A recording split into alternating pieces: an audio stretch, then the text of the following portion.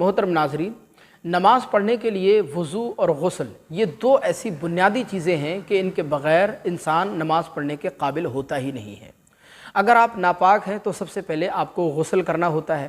اور غسل کرنے کا اگر صحیح اور سنت طریقہ آپ کو معلوم نہیں ہے تو ہم نے اپنی پچھلی ویڈیو میں غسل کرنے کا سنت طریقہ بہت آسان الفاظ میں، آسان انداز میں آپ کو سمجھایا ہے۔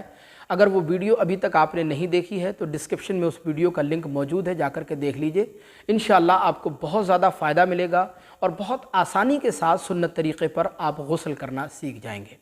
آج کی اس ویڈیو میں ہم آپ کو وضو بنانے کا صحیح اور سنت طریقہ سمجھانے جا رہے ہیں،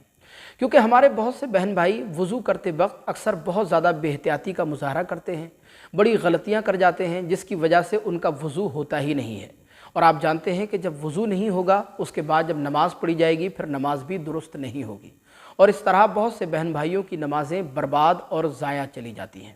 لہذا ہمیں امید ہے کہ یہ ویڈیو پوری دیکھنے کے بعد آپ بہت آسانی کے ساتھ وضو بنانے کا طریقہ انشاءاللہ سیکھ جائیں گے، اور بہت آسان انداز میں، آسان الفاظ میں ہم آپ کو سمجھانے کی کوشش کریں گے۔ تو ویڈیو کو پورا ضرور دیکھیے گا۔ دیکھیں، وضو کرنا یا ہمیشہ باوضو رہنا یہ بہت بڑی سعادت مندی کی بات ہوتی ہے۔ اللہ کے پیارے رسول سرکار دو عالم صلی اللہ علیہ وسلم ایک حدیث پاک میں ارشاد فرماتے ہیں کہ کل قیامت کے دن میری امت کے لوگ اپنے اعضائے وضو کی چمک کی وجہ سے سفید ٹانگوں والے اور سفید چہرے والے کہہ کر کے بلائے جائیں گے، یعنی وضو کی برکت سے ان کے اعضائے وضو اللہ کی بارگاہ میں چمکتے ہوں گے۔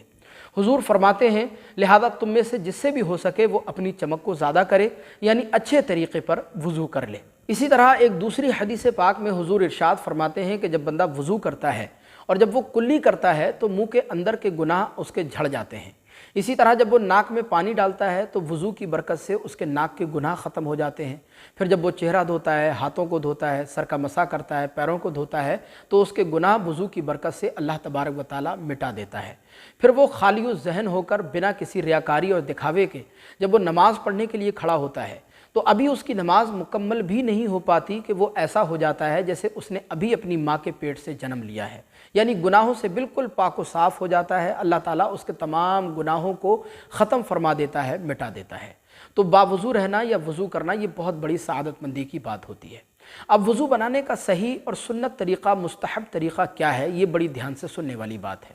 دیکھیں، وضو بنانے کا صحیح اور مستحب طریقہ یہ ہے کہ جب آپ وضو بنانے کا ارادہ کریں تو سب سے پہلے آپ اونچی جگہ بیٹھ کر کعبۃ اللہ شریف کی طرف رخ کر کے آپ وضو بنائیں، یہی مستحب ہے۔ اب اس میں ایسا نہیں ہے کہ اگر کعبہ شریف کی طرف آپ کا رخ نہیں ہوگا تو آپ کا وضو نہیں ہوگا، ایسا نہیں ہے۔ آپ جس رخ پر بھی چاہیں بیٹھ کر کے وضو بنا لیں، آپ کا وضو بلا شبہ ہو جائے گا، لیکن مستحب یہ ہے کہ کعبۃ اللہ شریف کی طرف رخ کر کے وضو بنایا جائے۔ اور اونچی جگہ بیٹھ کر وضو بنانے میں حکمت یہ ہے، علماء نے لکھا ہے کہ جب آپ اونچی جگہ بیٹھ کر وضو کریں گے تو وضو کا پانی یا وضو کے پانی کے چھینٹے آپ کے کپڑوں پر گرنے کا امکان کم ہوگا، کیونکہ علماء فرماتے ہیں کہ وضو کا پانی جو ہوتا ہے یہ مائع مستعمل کہلاتا ہے۔ مائع مستعمل کا مطلب یعنی استعمال شدہ پانی، یعنی ایسا پانی کہ جو خود تو پاک ہوتا ہے لیکن اس کے اندر پاک کرنے کی صلاحیت نہیں ہوتی۔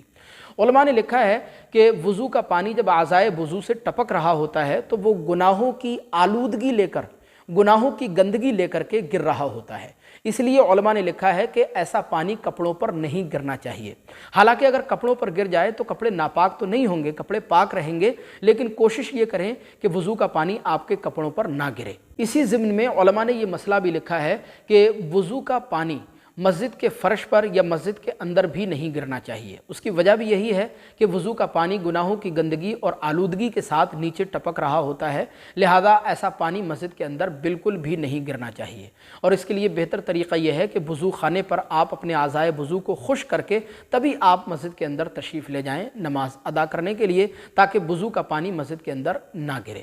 اس کے بعد جب آپ وضو کرنے لگیں تو سب سے پہلے آپ وضو کی نیت کر لیں۔ یاد رکھیں، اگر آپ نیت نہ بھی کریں گے تب بھی آپ کا وضو بلا شبہ ہو جائے گا، لیکن آپ کو اس کا ثواب نہیں ملے گا۔ اب نیت دل کے ارادے کو کہتے ہیں۔ اگر آپ کے دل میں ارادہ ہے کہ میں نماز ادا کرنے کے لیے وضو کر رہا ہوں، اس سے بھی آپ کی نیت درست ہو جائے گی، لیکن دل کے ارادے کے ساتھ ساتھ زبان سے نیت کر لینا یہ بھی افضل ہوتا ہے۔ زبان سے وضو کی نیت آپ اس طرح کریں گے کہ میں اللہ کا حکم بجا لانے کے لیے اور طہارت و پاکیزگی حاصل کرنے کے لیے وضو کر رہا ہوں، اس سے آپ کی نیت بلا شبہ درست ہو جائے گی۔ اس کے بعد آپ وضو کرنے سے پہلے ایک مرتبہ بسم اللہ الرحمن الرحیم یا بسم اللہ والحمد للہ بھی پڑھ لیجئے۔ علماء نے لکھا ہے کہ جب آپ اس طرح پڑھ لیں گے تو جب تک آپ باوضو رہیں گے تب تک فرشتے آپ کے نامہ اعمال میں نیکیاں لکھتے رہیں گے۔ سبحان اللہ، یہ بہت بڑی سعادت مندی کی بات ہے۔ تو وضو کرنے سے پہلے ایک مرتبہ بسم اللہ الرحمن الرحیم یا بسم اللہ والحمد للہ آپ ضرور پڑھ لیا کریں۔ اس کے بعد آپ کو کرنا یہ ہے کہ سب سے پہلے اپنے دونوں ہاتھوں کو پہنچوں تک بہت اچھی طرح 3 مرتبہ دھونا ہے، اور خیال رکھیں کہ ہاتھوں کو پہنچوں تک دھوتے وقت انگلیوں کا خلال بھی کر لیا کریں، کیونکہ بعض اوقات انگلیوں کی گھائیوں میں خشکی وغیرہ پیدا ہو جاتی ہے، اور خشکی کے رہتے ہوئے پانی کی تری انگلیوں کی گھائیوں میں نہیں پہنچ پاتی۔ جب آپ انگلیوں کا خلال کر لیتے ہیں تو وہ خشکی ختم ہو جاتی ہے اور پانی کی تری آسانی سے انگلیوں کے ہر حصے پر انگلیوں کی گھائیوں میں پہنچ جاتی ہے، تو انگلیوں کا خلال بھی کرنا ضروری ہے۔ 3 مرتبہ پہنچوں تک ہاتھوں کو دھو لیں، لیکن اس میں ایک بات اور بھی یاد رکھیں کہ بعض اوقات لوگ 3 مرتبہ دھونے کے چکر میں جس ٹوٹی پر یا جس ٹنکی پر بیٹھ کر کے وضو کر رہے ہوتے ہیں اس کو وہ ایسے ہی کھلا ہوا چھوڑ دیتے ہیں اور پانی بلا وجہ بہتا رہتا ہے۔ یاد رکھیں یہ اسراف اور فضول خرچی کے زمرے میں آتا ہے۔ کل قیامت کے دن اس کا بھی اللہ کی بارگاہ میں سختی سے حساب دینا ہوگا، لہذا پانی کی فضول خرچی نہ کریں، پانی کو بلا وجہ خرچ نہ کریں۔ جب ضرورت ہو تبھی آپ ٹوٹی کھولیں اور جب ضرورت نہ ہو تو ٹوٹی کو بند کر دیا کریں۔ 3 مرتبہ پہنچوں تک ہاتھ دھونے کے بعد پھر سیدھے ہاتھ کے چلو میں پانی لے کر 3 مرتبہ آپ اچھی طرح کلی کر لیں۔ کلی کرنے کا صحیح اور سنت طریقہ یہ ہوتا ہے کہ پانی کو آپ منہ کے اندر لے کر اچھی طرح منہ کے اندر گھمائیں، اس طرح گھمائیں کہ منہ کے اندر کا ہر حصہ پانی سے بھیگ جائے، پانی کی تری ہر حصے پر پہنچ جائے۔ بعض لوگ تھوڑا سا پانی منہ کے اندر لے کر اگل دینے کو کلی کرنا سمجھتے ہیں، حالانکہ یہ کلی کرنے کا صحیح طریقہ نہیں ہوتا، بلکہ کلی کرنے کا صحیح طریقہ یہی ہے کہ پانی آپ اس طرح منہ کے اندر گھمائیں کہ منہ کا ہر حصہ اچھی طرح بھیگ جائے، جیسے زبان کا اوپری حصہ، زبان کا نچلا حصہ، زبان کی دائیں بائیں کربٹیں یا گالوں کی تہ میں یا داڑھوں کے پیچھے تک، غرض کے ہونٹ سے حلق کی جڑ تک پانی اچھی طرح ہر حصے پر پہنچ جانا چاہیے۔ یہ کلی کرنے کا صحیح طریقہ ہے۔ 3 مرتبہ آپ کلی کر لیں، اس کے بعد پھر آپ 3 مرتبہ چلو میں پانی لے کر جو ہے اپنی ناک کی جو نرم ہڈی ہے، ناک کا جو نرم گوشت ہے وہاں تک پانی چڑھائیں۔ اس میں یاد رکھیں کہ بعض اوقات ناک کے اندر گندی رطوبت، مواد یا گندگی وغیرہ پیدا ہو جاتی ہے اور وہ خشک ہو جاتی ہے، جم جاتی ہے، اس کے رہتے ہوئے پانی کی تری جو ہے وہ ناک کی کھال تک نہیں پہنچ پاتی، یا پانی یہاں نرم ہڈی تک، نرم گوشت تک نہیں پہنچ پاتا۔ تو ایسی صورت میں چھوٹی انگلی کو الٹے ہاتھ کی ناک کے سوراخوں میں ڈال کر جو ہے ناک کے دونوں سوراخوں کو اچھی طرح صاف کر لیجئے، تاکہ اس کے بعد جب آپ پانی چڑھائیں تو پانی ناک کی نرم ہڈی تک، نرم گوشت تک پہنچ جائے اور پانی کی تری ناک کے کھال کے ہر حصے پر اچھی طرح پہنچ جائے، ناک کا ہر حصہ اچھی طرح بھیگ جائے۔ 3 مرتبہ ناک میں پانی ڈالنے کے بعد پھر آپ کو کرنا یہ ہے، یاد رکھیں کہ وضو کے اندر ٹوٹل 4 فرض ہوتے ہیں، اور اس کی وضاحت قرآن مجید کی یہ آیت مبارکہ کرتی ہے۔ اللہ عز و جل قرآن عظیم میں ارشاد فرماتا ہے، یا ایھا الذین آمنوا اذا قمتم الی الصلاۃ فاغسلوا وجوہکم وایدیکم الی المرافق وامسحوا برؤوسکم وارجلکم الی الکعبین۔ یعنی اللہ فرماتا ہے کہ اے ایمان والو، جب تم نماز پڑھنا چاہو تو سب سے پہلے اپنے چہروں کو دھو لو، اپنے ہاتھوں کو دھو لو، سر کا مسح کر لو اور اپنے پیروں کو دھو لو۔ لہذا یہ آیت مبارکہ وضو کے 4 فرضوں کی اچھی طرح وضاحت کرتی ہے۔ لیکن اب ان 4 فرضوں کو ادا کرنے کی تفصیل کیا ہے، یہ بڑی دھیان سے سننے والی بات ہے۔ پہلا فرض ہے وضو کا چہرہ دھونا۔ اب چہرہ کہاں سے کہاں تک ہوتا ہے تو دیکھیں، عادتاً جو بال اگنے کی جگہ ہوتی ہے، بال جمنے کی جگہ ہوتی ہے، وہاں سے لے کر ٹھوڑی کے نیچے تک اور اس کان کی لو سے دوسرے کان کی لو تک، یہ جتنا ایریا ہوتا ہے یہ چہرے میں داخل ہوتا ہے۔ لہذا خیال رکھیں کہ وضو کرتے وقت، یعنی وضو کا پہلا فرض ادا کرتے وقت، یہ چہرے کا جتنا بھی ایریا ہے یہ آپ اس طرح دھوئیں کہ ایک بال کے برابر بھی جگہ بھیگنے سے باقی نہیں رہنا چاہیے، ورنہ آپ کا چہرہ دھونے والا جو فرض ہے وہ ادا نہیں ہوگا، اور جب یہ فرض ادا نہیں ہوگا تو پھر آپ کا وضو بھی درست نہیں ہوگا۔ اس کے بعد وضو کا دوسرا فرض ہے کوہنیوں سمیت اپنے ہاتھوں کو دھونا۔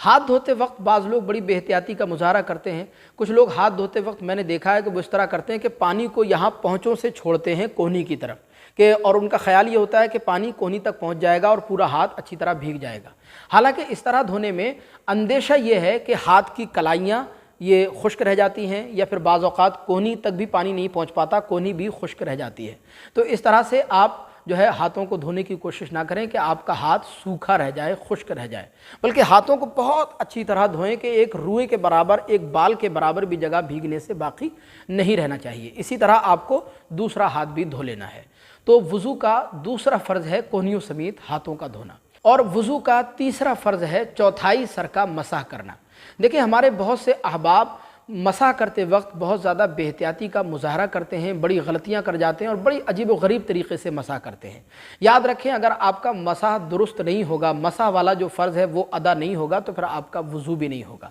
مسح کرنے کا صحیح اور مستحب طریقہ یہ ہے کہ دونوں ہاتھوں کی ان تین انگلیوں کے سروں کو آپس میں ملائیں۔ خیال رکھیں کہ کلمے کی انگلی اور انگوٹھا یہ بالکل جدا رہنا چاہیے۔